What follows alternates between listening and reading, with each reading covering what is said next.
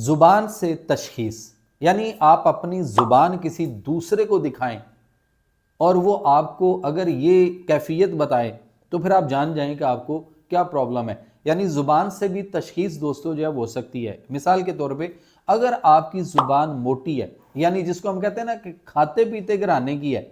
तो फिर आप ये समझ जाएं कि आपका जिगर जो है वो फैटी है। अगर आपकी जुबान के ऊपर साइडों पे यूं करके कट्स बने हुए हैं, ऐसे करके जुबान के साइडों पे जो उसके किनारे होते हैं उनमें, तो फिर आप समझ जाएं कि आपके जो गुर्दे हैं वो या खराब हो चुके हुए हैं या खराब होने की तरफ जा रहे हैं, क्योंकि ये कट्स जो हैं ये गुर्दे की खराबियों को वाजे करते हैं। इसके बाद है दोस्तों कि अगर आपकी जुबान के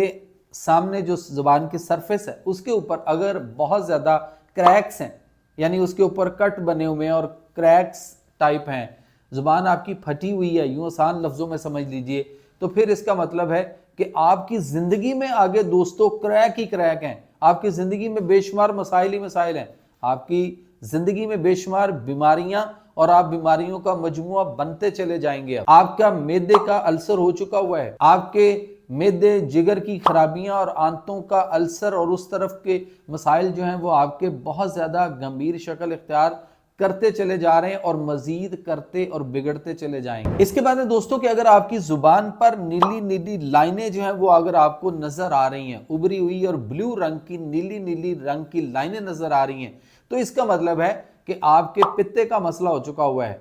आपके सुफराज ज्यादा हो गया बॉडी के अंदर, बाइलिरूबन ज्यादा हो चुका है, और खास तौर पर आपके पित्ते के अंदर जो है वो बाइल पिगमेंट जो होता है, यानी उसके जो बाइल सुफरा जो होता है वो जम चुका होता है, जिसको उर्फे आम में डॉक्टर्स आपको पित्ते की पत्थरी की बात करता है। तो जुबान पर नीले नीले निशान जो बारीक सी वेन्स होती हैं, नालियां सी, वो अगर प्रोमिनेंट है और नजर आ रही हैं तो इसका मतलब है आपके पित्ते का मसला हो चुका हुआ है। जुबान की तशखीस जो है वो बहुत अहमियत रखती है।